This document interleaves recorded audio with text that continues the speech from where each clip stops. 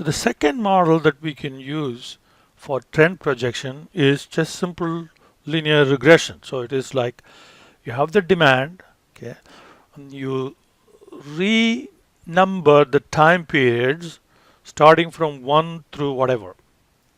Okay.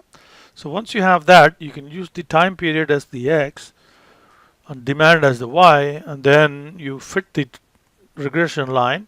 So if this is the last period for which you have the actual data, that one, and then you extend that linear line for the future time periods. Of course, you have to be very careful using this method because one of the requirements for forecasting using regression is that you use the values of x with which the trend line was estimated.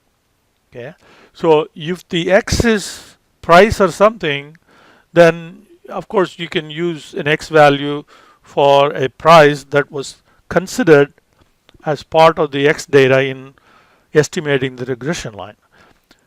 But by definition, if you use time periods as 1 through whatever as the x, then by definition you want to use this regression line for x values that go beyond the largest value of x.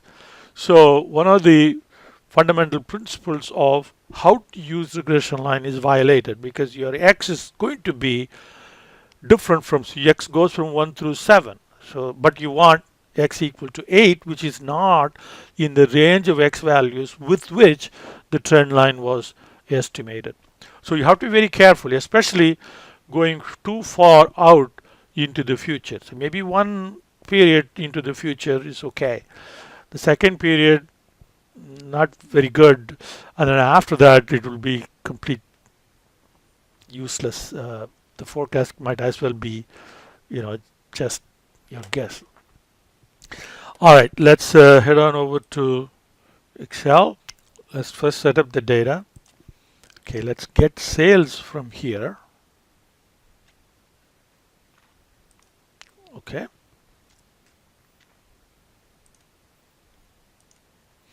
Okay, so now we can copy this. All right. Now T, so the time periods are 2007 through 2013. Now we have to recode the time periods starting from 1 for the very first data that we have. Okay. And then from there the rest of them. So like that. So 1 represents 2007 and 7 represents 2013. So once you have that, then you can apply the simple linear regression method. Okay, we can either use so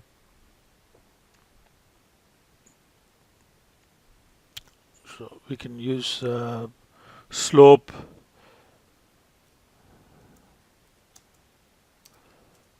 equal to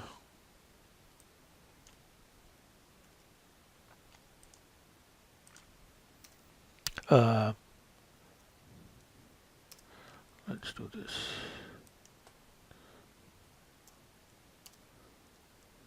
Okay, for slope we can use slope of y and then x. All right, and for intercept we can use intercept, and first is y and then x. All right, or we can use data analysis, okay, and select regression. Okay, so y range will include the label. Okay, now x range is that, and we check label because the first row is labels, and we'll put the output over here.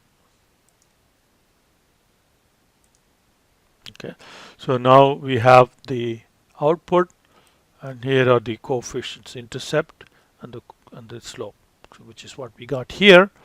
Now with this, we can then set up the forecast. So forecast will be B sub 0, and absolute reference that, plus B sub 1, absolute reference that, times the value of t.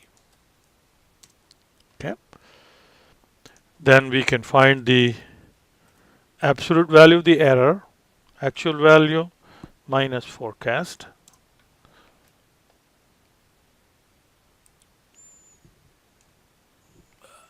And do that. Okay. Now let's look at MAD.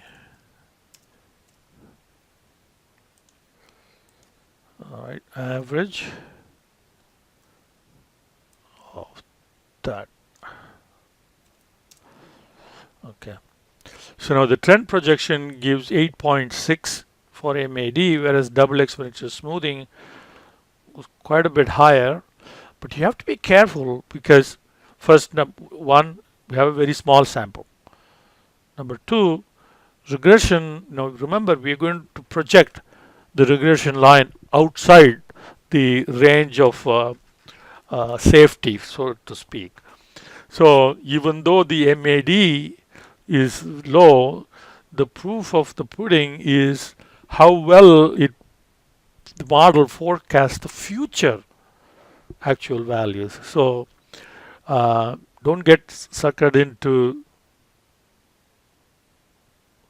so don't get too excited that the MAD is small. So that may be very misleading.